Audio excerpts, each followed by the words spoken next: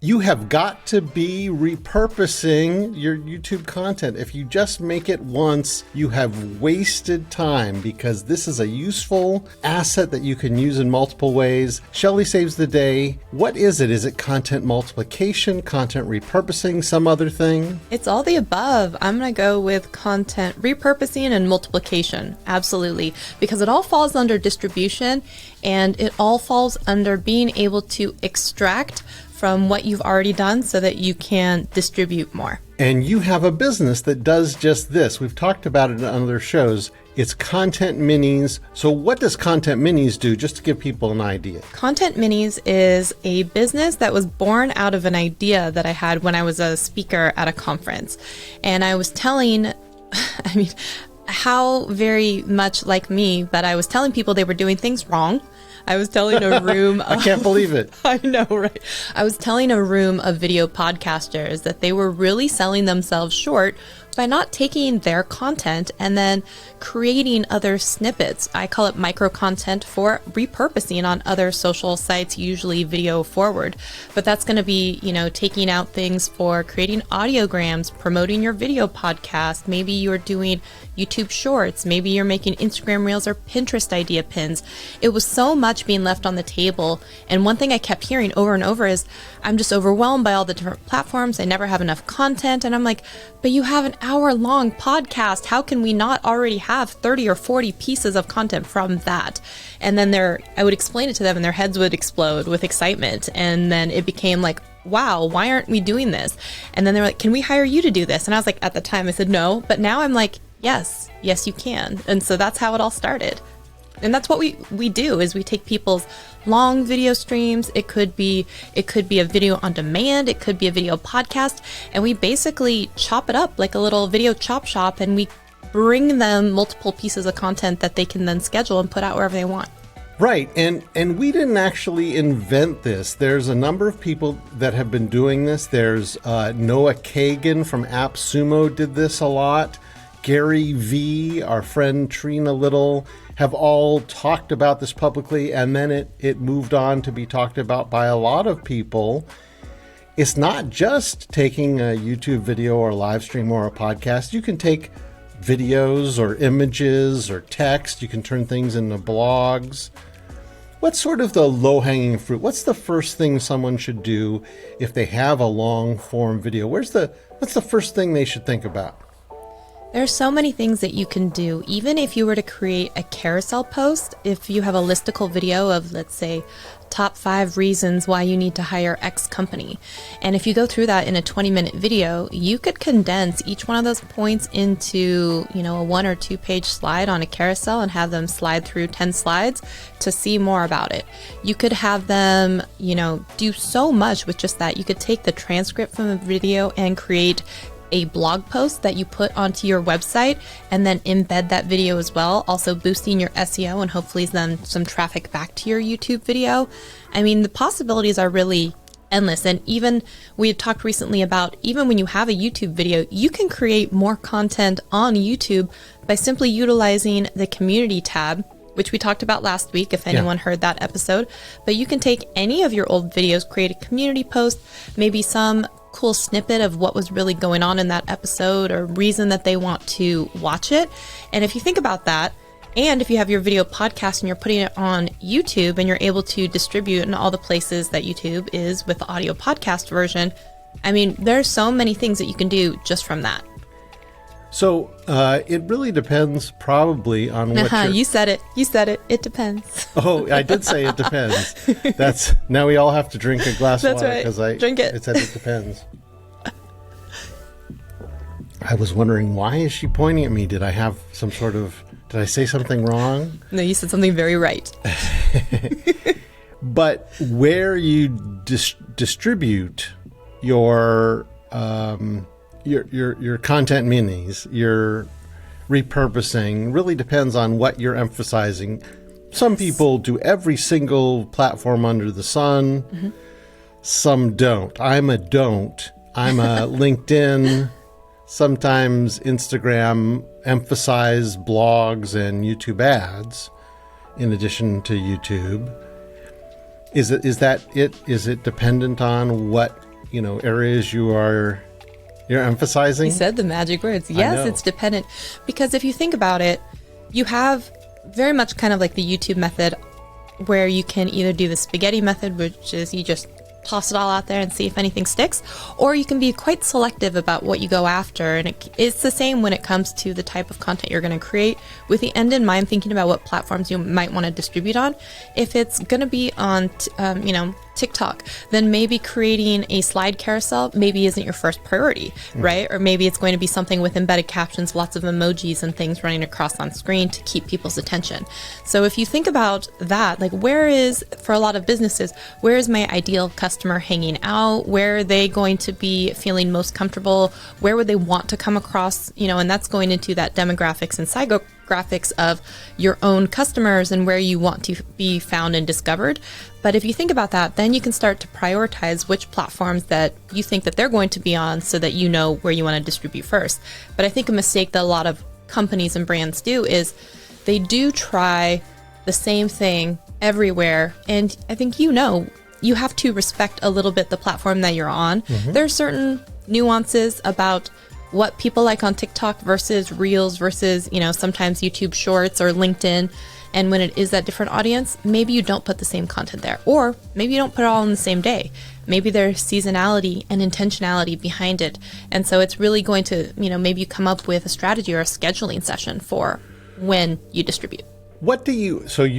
People give you their long form. Let's say they give you a big live stream. It's an hour long and they say, Shelly, just do your magic. We don't know what you should pick out. How do you start to look through and say, I think this is a moment? What to you is a moment that should be celebrated and extracted? I think it's a moment when I start with, and this happens because I have several that give me webinars, and they're an hour long each, and they're in topics that I'm not necessarily interested in.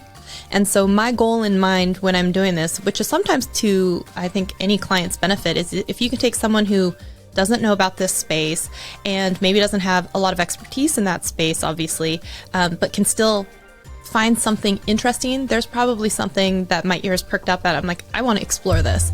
And so it really starts with, as I'm going through, do I make a time stamp, or if they supply time stamps with like, I think this was a really good point here. And I'll be like, I'll be the judge of that. We'll see.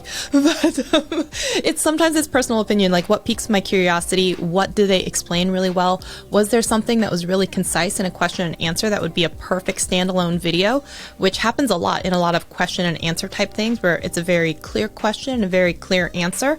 If I can just chop that up, then that's one thing. If it's something where, and it happens a lot where they talk about subject A, but they do it at the 15-minute mark and the 30-minute mark and the 45-minute mark, I will take those pieces and I'll shove them all together to make it one coherent type of video. Yeah, because a lot of the times it's not in a contiguous, most times it is not, section. And so I think it takes a little bit of trained ear and experience with this is where the explanation went on too long and we don't need all of this, so we're just going to chop it up into, if it is the top 5 reasons to move to Dallas, then I don't need the 30-second explanation of each type of point. I'm just going to put them all together, and that's a listicle, that's a Pinterest pin, that's a YouTube short, and if they are curious about more, then they would hopefully want to watch the video.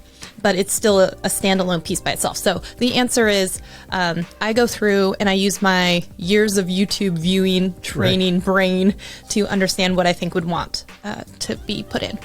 How do you, most things are the vertical 16 by 9 when you get them. 9 by 16? No. Or when I get them, they're 16 by 9? They're more TV sized, right? Shaped. Yes.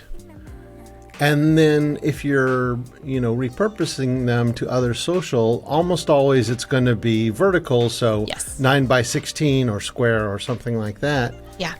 What is the science behind deciding this is going to be good or this is how I'm going to do it for vertical? Ooh, we're digging into all of the inside secrets here. Okay, I'm going to get into I want all your secrets. Yeah, absolutely.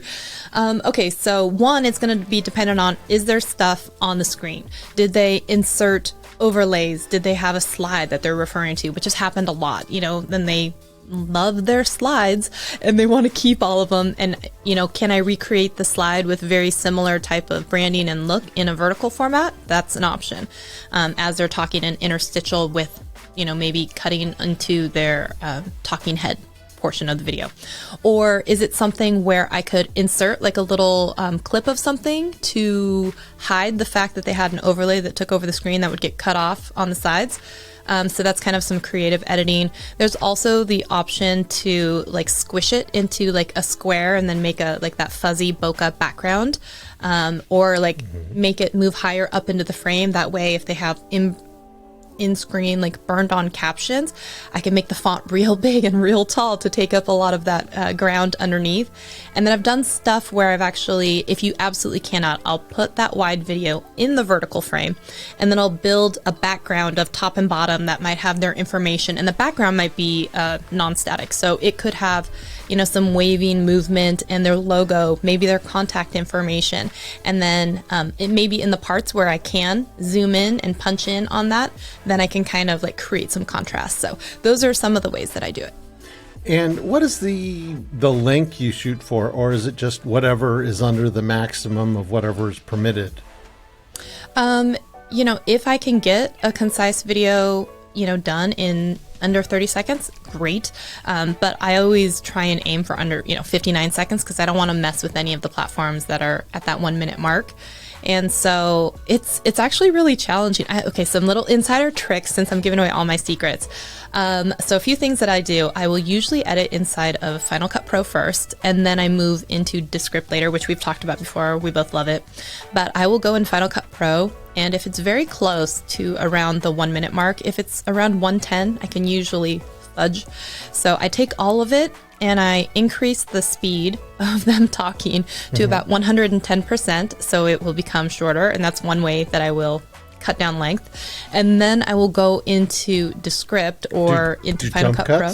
Do you do jump cuts? Like sometimes just take things out of a sentence? Sometimes I will, absolutely. If they're also very slow in talking and they have a lot of pauses, then I will actually go in and I will either, if I can, jump cut it, or I also will do this. I'll just take that section and then I'll put it at 300% speed, because it's especially something if they're like raising their hands or something where it would look funny, so it'll just look like they're raising their hands really quickly. So I'll do that, or I'll go for sections, or especially if their hands are on screen, and I will go and look for the dead space and I'll just like chop it down a lot. And that will usually get me under 59 seconds. You get all the secrets. And I presume that you almost always do text of what they're saying that's on screen at the time, or no? I would say about 95% of the time, yes, text is on screen.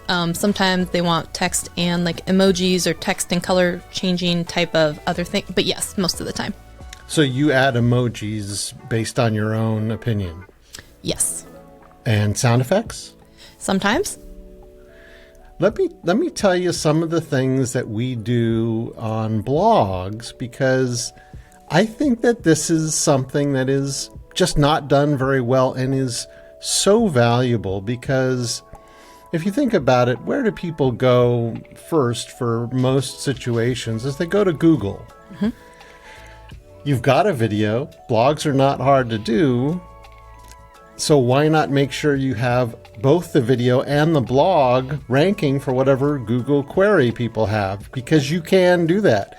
You can have both your video and your blog post about the exact same topic, both ranking. Yep. And I think not only that, I'm going to give you one other secret that you can do is, because it's so easy to use places that have AI generated type of assistance when it comes to captions.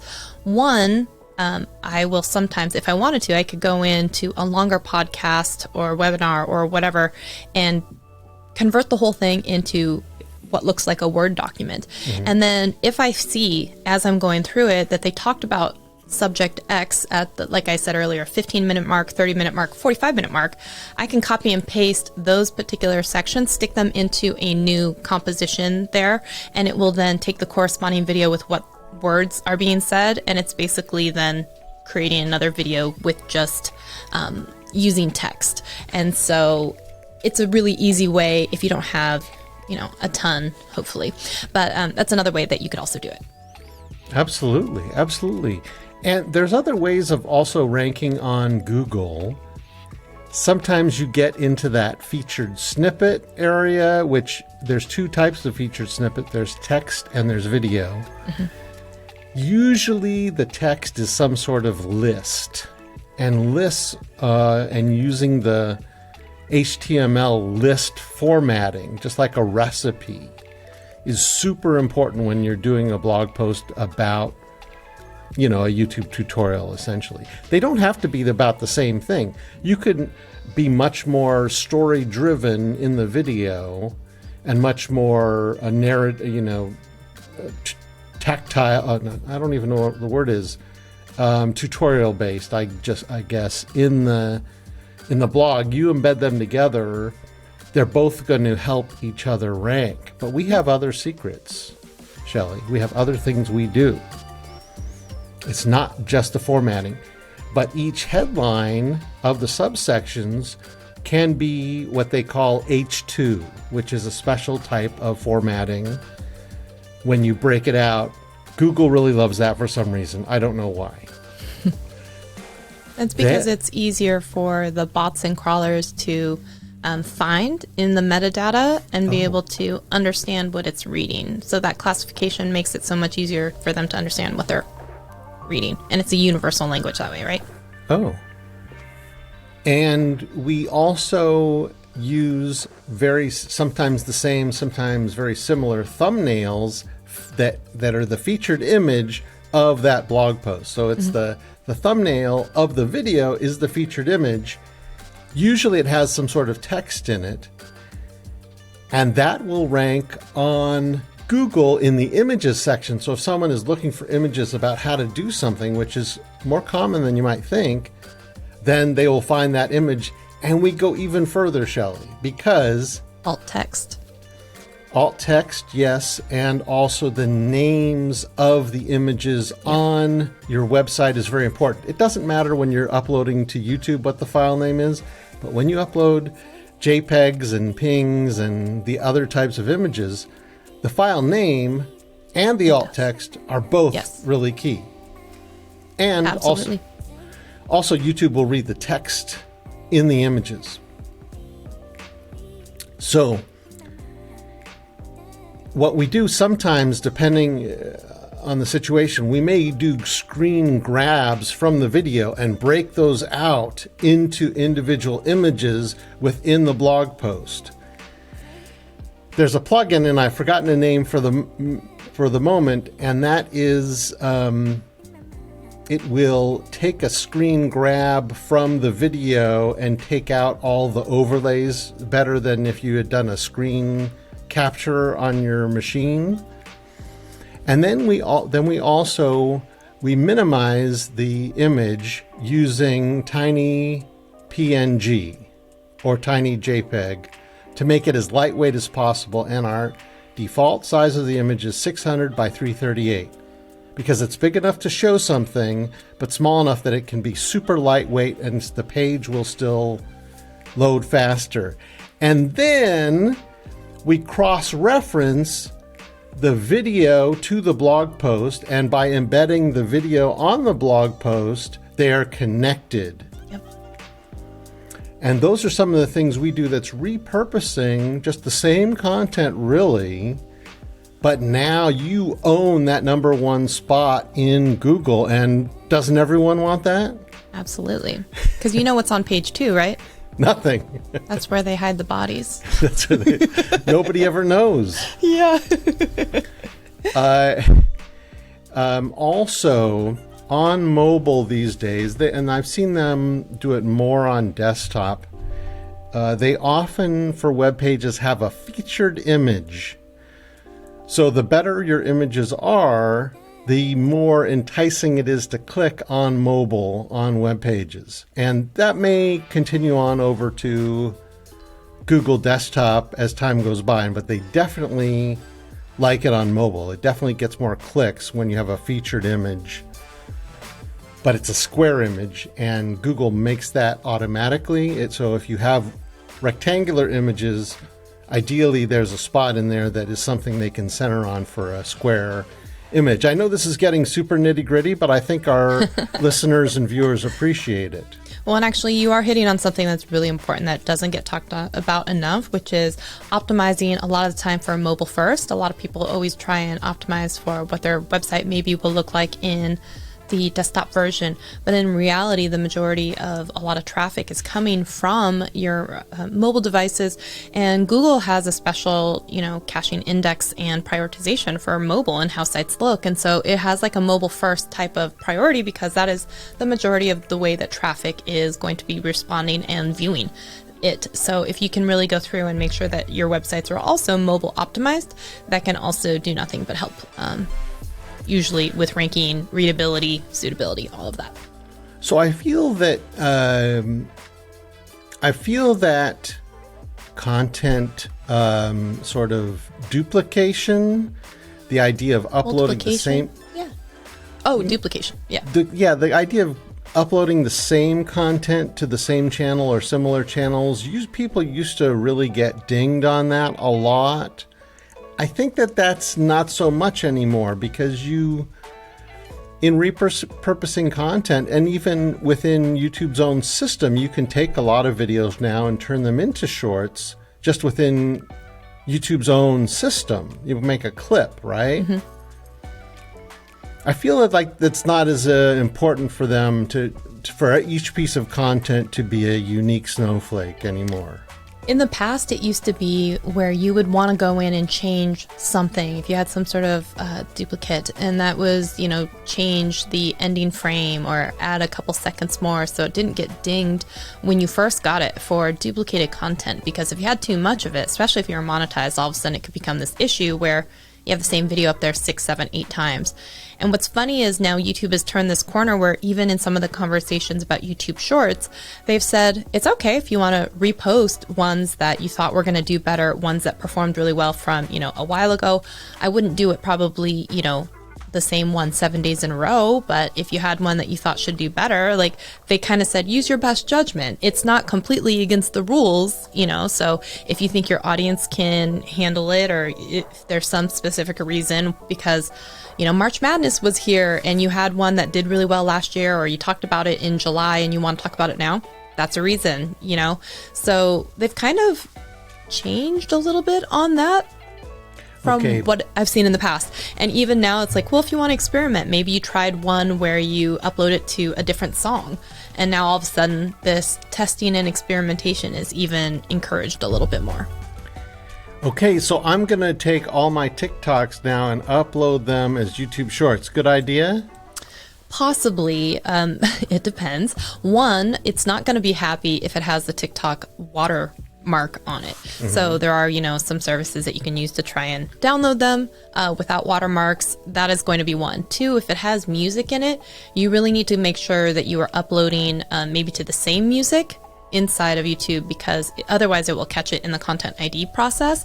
And so each platform, even if the same song is licensed across, if it isn't added within versus, being there when you first upload it, it can run into issues. So if you just have talking head ones, it's really not as big of a deal. But if you have anything with music, it's definitely going to be a consideration for you. And that happens a lot. It happens a lot on, it used to happen a lot, like on corporate videos. Hey, we just shot some video of our yearly company party on a boat. And now we uploaded it to our YouTube channel to show how awesome it is to work with us, and we want to work with you. Except there's an ad at the front of it. Why? Because there was music in the background on the boat. Mm-hmm. Thus, it's copyrighted. Thus, their competitor is running an ad in front of their video. So that's a challenge. What if you have video from the official YouTube library, and then you try to put it on another platform? Is it just for that library sometimes? Yes, sometimes Facebook will get you, even if you use music from a specific. So you really need to check where your music is coming from and what that license is going to include, because some of them will only be like a limited set of places or a number of times, or you have to pre-register your particular website or social media profile with that company to have it, when it does get caught by Content ID, kind of like placed in the allow list of like, this one's okay, we shouldn't ding them, or like they're a paying customer. But that's also another thing. Even if you pay for music licensing, sometimes they don't let you do it across different platforms, and sometimes they will check that if you don't have an active subscription and you're still using that song on a new video, they can then ding that one, although the older ones are fine. I tell you, I had such frustration with this. I use Envato Elements for music, and they have a great library. However, sometimes even when I license some music, it would be like, oh, this is held for whatever, because it may be in violation. And then after a while, like, you send them the thing and you say it's okay, and then they say fine. And I was just like, I don't want to ever deal with any of this. So there's a way of filtering in Envato Elements for the ones that are part of the royalty license. You can license, but have no content ID registered for YouTube. And it says, it's like the bottom filter on the left, and it says not content ID. And those are the only ones I use now, even if they're not as good as the other ones, just because I want to be able to use them wherever I need to use them. I've already licensed them. I just don't want to be asked, is this really your music? And not only that, but then some different sites will have different licenses that you need to purchase for whether or not it's a commercial, or for commercialized type of viewage. So that's just another layer on that. But so let's talk about sort of ratios. If there's any rule of thumb, like, great, we've started to do this podcast video again. We do this once a week. Is there a rule of thumb, like, you should take every, video podcast, and it should be 3 TikToks and 2 Instagrams and 1 LinkedIn, anything like that? I think it's really hard to be very prescriptive about something, because then you may be limiting yourself or trying to find things to be interesting that aren't interesting, that you're trying to make interesting. Or maybe there's some video where there was just a ton of stuff coming off like firecrackers. So I don't tend to think of it that way. I just tend to think of like, what was good, concise, and can fit under 60 seconds, or, what is something I could create into a series. And sometimes it's going to be, I did a webinar where we created 35. I've done one where a live stream was 20, and then I've done one where the live stream is the same length and it's 5. It depends. Were they, talking with our audience members? Were they doing an ad read? Were they doing tons of other things, none of which are particularly good for being in short content? So it really can just vary on that, but I would say it's always going to be at least a couple, probably, of shorts or audiograms, or perhaps maybe a quote post, for Instagram or a story, or maybe it's going to be some sort of blog post, like you said, or maybe it's going to be a Pinterest pin, or maybe an idea pin, or, something else. It just really kind of will come with, it will reveal itself to you after you, it's like that stump or the ice sculpture that's hidden inside. You don't know until you get in there and start hacking away at it. I have no idea what you're talking about, but it sounds interesting. There's like a big stump and a guy with a chainsaw, and he's like, oh, the statue's in there, I just got to get it. Or like the marble, and like there's a big statue, and the guy's like chipping away, and he's like, oh, I know it's in there, I just got to chip away all the stuff I don't want. You're saying the artist visualizes the end result before it's visible to everyone. Or at the end, it reveals itself to you, right? You probably have an idea, but it does reveal itself to you.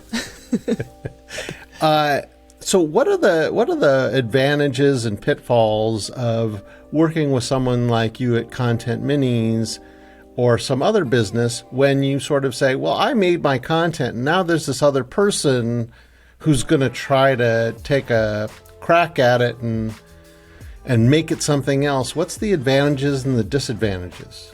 It really comes down to sometimes their temperament and openness, because sometimes people can be very controlling about, how they come across, how they're perceived, the message that they're coming out. And so here comes someone who, let's say, doesn't know their brand or business, maybe their personality, and then just says, this is interesting. Let's show people this. And so sometimes there are those growing pains of, it could be aesthetics wise. I didn't like this font. I didn't like this color. I didn't like, this use of emojis. It became a little too chaotic with all of these cuts because you usually have an idea of maybe how you want yourself to be represented. And it can be difficult then having someone else come in and be like, this is how I see you. And so there is that, how do I work with someone else? How do I let go of control? How do I communicate with someone if it's something that I'm not quite sure about or I don't like? Or like, how do I say like, oh my gosh, absolutely. Or how do I deal with, I need something fast and, I only have a certain amount of time and, or how do I prioritize the work that I'm asking them to do? Or what is the return on my investment? Is it measured in satisfaction? Is it measured in post quantity? Is it going to be based on the reaction of your own audience? So it really then becomes this conversation of how do you want to define success? How do you want to, work forward? What process works best for you for review or revisions? So I would say that's some of the pitfalls. I can tell you one of the things that you solve, which is, it's pretty common. And that is, once you've made content, you prepared for it, and then you emotionally prepared for being on camera, and then you talked to somebody or you shown something. You're frankly sort of sick and tired of the content at that point, and maybe you've edited it once. Yeah. Or maybe it's just been a live stream, but I don't want to sit with this anymore. And someone else who just has fresh eyes at it and can, in writing, they call it kill your darlings, meaning these things that you loved and you're emotionally attached to sometimes need to come out of the novel and not be there no matter how much time you spent on them. We call it that in video editing too. Oh, you do? Murder your darling. We're a little bit meaner. I don't know. We use murder. Okay. We murder our darlings. Yeah, that won't get this banned on YouTube. Let's not use that word. Okay. We page 2 it of Google search. Let's panini it. But once someone else takes a look at it, they don't have the emotional attachment. Yep. And that can be a lot faster, and they sometimes their edits are better because they don't care. Yes. And they care about the finished quality and your happiness, but they don't have the same romantic feeling towards the subject matter as you. And so I feel like it is a little bit freeing. And like I said, even if I don't have interest in the subject matter, I edit it for myself. Like if I was someone who was not interested in this, how could I still make this visually and auditorially interesting to me? And if I feel like I have done that, then I feel like that video has a better chance of success. And there's this other psychological thing, and I'm not sure how to describe it, but sometimes when you've created a video and then it needs to go to the next step, whether it's editing it or whatever, in your mind, it's already done. I've already done it, and this other thing is the last part of it, and I procrastinate because it's already done except this last part. I can move on to something else because that's almost done, instead of going that last mile by giving it to someone else. It's really more like a relay race because you've just done as much as you can done. Time to hand the baton off. Yeah, I kind of think of it as when you're 95% done with a house, and like it's that last 5%, we call it the slog. And it's just like all the little things you don't want to do. Like, did you spray paint the screws in the light plates to match the color? Like, did you make sure that it was nickel and not silver? Did you make sure, on the fixtures? And all of a sudden it's those last little things so that you can put it everywhere, distribute it everywhere, have all of this stuff. And that is so funny because, you have this thing and I'm like, don't you want people to see it? It's like working on a play and, getting all the characters cast and writing a script and then presenting it. And then like you did it as a small run for 5 people. And then you're like, wait, don't you want more people to actually see this? Don't you want more people to actually come and know about this? Why wouldn't you come here and let us like actually advertise for you, basically? Well, Content Minis is her service. Tell us how people can order it from you. Yeah, if you go to the website Content Minis, it will kind of explain it for you. We keep things very casual. It's a lot of you email back and forth with me and hopefully now a team member that's coming on board to help me. And you can choose. You can go month to month. You can do quarterly. There's even an affiliate program. If you want to come in and bring in other people, we can give you money back, or you can get a reduction in your own service price if you're actually a customer with us. And then we have an onboarding call and we talk to you about, do you have preferences like font colors or fonts and colors, and, what's the general vibe, and what platforms are you prioritizing, and how do you want to best communicate, and we just make sure that we have access to the video files. We kind of go off to the races and we give you some files to look at and be like, hey, we've done some variations. What do you think? Preferences. And then we just kind of get to it, and we just keep dropping files into, this finished product. And then we say, what do you think? Go post them. Let us know how it's going. And we really kind of just make sure that you never have to wake up and be like, I have no idea what to post today, or I have no content, or I don't have any videos. We can be like, here's your folder that has 50.